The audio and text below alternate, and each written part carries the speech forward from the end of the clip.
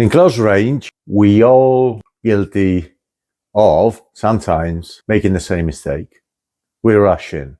We rush in into spaces that are too tight, and sometimes nothing works. You can't strike, you can't control, you can't restart the exchange. In NUDDA, we train differently. It's not just about boxing, it's not just about striking, it's about moving from one layer to the next and keep the fight flowing. Today's video is going to be slightly longer than usual, but watch it till the end. You won't regret it. Let's have a look. So we all know boxing is great, but boxing is a sport and there are certain things that you simply cannot do in boxing. But let's analyze a situation where we don't have those kind of limitations. So Luca is there, his hands are nice and high. Now what Luca is going to do in there, rather than just block passively with his hand, is going to bridge with his left forearm, creating an insertion. So he's not just blocking, he's actually start to be proactive in his defense. So 1, 2, 3. This is it. It's going to frame me there. And what's going to happen there is going to stop me from going in. So if I start pushing in, this arm is actually strong. So it's not just leaning on me, it's actually blocking my advancement. Now, from this position, what Luca is going to do now is going to carry on with a cross left hook combination. So I'm going to step back, I'm going to crack across, and a left hook. So 1, 2, 3, nice and solid. Solid cross and left hook to come back with. So now we're gonna add an extra layer. Good. This is excellent work from Luca. So it's not just punching, it's thinking about everything. And right now, this is perfect because if I try again, he's not losing composure and it keeps the framing active, which is excellent. What we're trying to understand here, guys, is that although we are in close quarter fighting and we think in close quarter, if you don't retain your space, that's where chaos is going to take over. So by keeping the bridge and the framing alive, this space is going to allow Luca to carry on striking, cross left hook piano.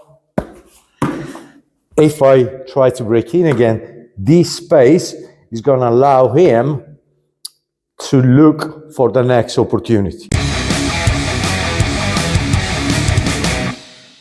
So framing is what keeps structure, and structure is what keeps you alive in the pocket, because it gives you chances and opportunities that you simply won't have if everything collapses. So 1, 2, 3, hitting, bridge, hitting, bridge. This is the first. 1, 2, 3, hitting, movement. 1, 2, 3, hitting, clinching, and then bridge again. 1, 2, bridge, and then it just tries to control in there. Bam, bam. Yeah. Then this is when it puts pressure on me. And then again, this framing is important because it keeps me pinned against the wall. Where if he is against the wall, this keeps him free because this space allows him to keep on striking or moving or maneuvering. Okay, so that's the core idea. So now I'm gonna look into build things up a little bit. I'm just gonna go a little bit more on the offensive. So Luca's gonna parry, block, shield, cross, hook, and then he's gonna shield against this pad, and this time he's gonna turn this way. It's like as if he's going against a wide hook here. I'm just gonna simulate it with a pad, yeah? So we're moving from punching to framing to punching again. Okay? Good. Excellent. One more. Now we're just gonna make him work his trunk as well so he doesn't get lazy. So we cover the sides. 1, 2, here. And now we're gonna start working on the body so he's aware of it.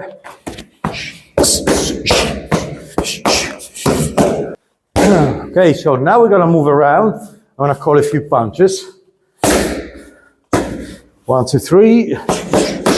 And Luca is gonna do his combo. And then I'm gonna go back into boxing. 1, 2, 3. I'm gonna go random a little bit, so he has to recognize when I'm trying to throw him.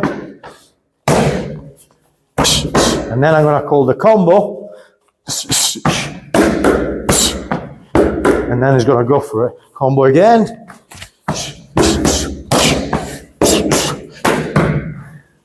And that's kind of it.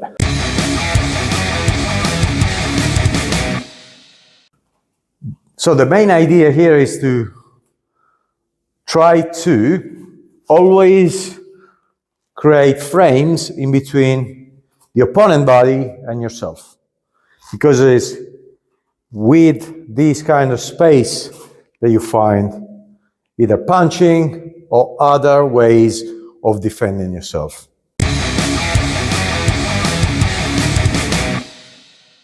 So when it comes, anything that is coming through me is coming inside my guard. So this is coming in, my right hand, all he has to do is lower itself, yeah? So it comes with a jab, I lower my right hand. Yeah? My left hand is actually nice and high. So the minute that he throws his jab, this is going even higher. So I do this, this is even higher. And what I'm trying to do, I'm actually trying to move closer to the right hand. Yeah, so if we do this in real slow motion, going here, and then he throws that, and I just pick the hand as it's actually coming out. Yeah, so you don't want to do this, where you parry everything so close to you that you end up curling yourself inward.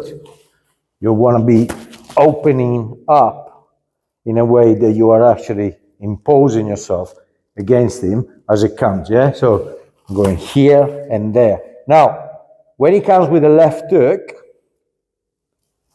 all I have to do is cover in the side and bridge. And what I do, I open up again, yeah? So I open up with the body again. So look, we're going 1, 2, and 3. And once I've done that, I got the perfect mechanic to strike again with a right hand and then a left hand hook, yeah? So watch one more time. So I'm going here and there, and then I bridge. He tries to break in, I don't let him. Then from here, I can strike. Okay, if he pushes forward again, I can bridge. If he tries big with the right hook, I shield. Just like that. And then if he comes with the left hook again, boom. You see? I'm onto my bridge, and I can strike again. Now, there are things I can do in the meantime. So again, what I said at the beginning, from here, I can, if he tries to push, I can stop him right there and I crack. Yeah, he really pushes, I move away. Or I do all this, he pushes, I actually clinch, move out of the way. Now I'm turning him onto the wall, and then I bridge again. From there, I can start striking. So these are some possible variants. There is a lot more you can do, but this is at least something you can start playing with. As long as you stop the urge of rushing in all the time, yeah? So you learn all this maneuvering and the flow from there, and then that's when you actually become a little bit more dangerous, yeah? Then from here, Yeah, from bridging to striking, it does something else. You see, now I close with my shield and I can start using my elbows as I attack. I'm shielding here and then I'm strong. And then look, from there, perhaps I can go into a lace. So I start attacking the neck from here. I can reverse into a bridge the other side. I can start punching the other way and yeah, start flowing a little bit. Yeah, so the idea is to keep the framing going and recognize the spaces that you can fill with the framing so that your close quarter fighting doesn't feel so chaotic and you actually bring the chaos into the fight yourself. So who gets confused more than anything else is the other guy. That's the whole idea.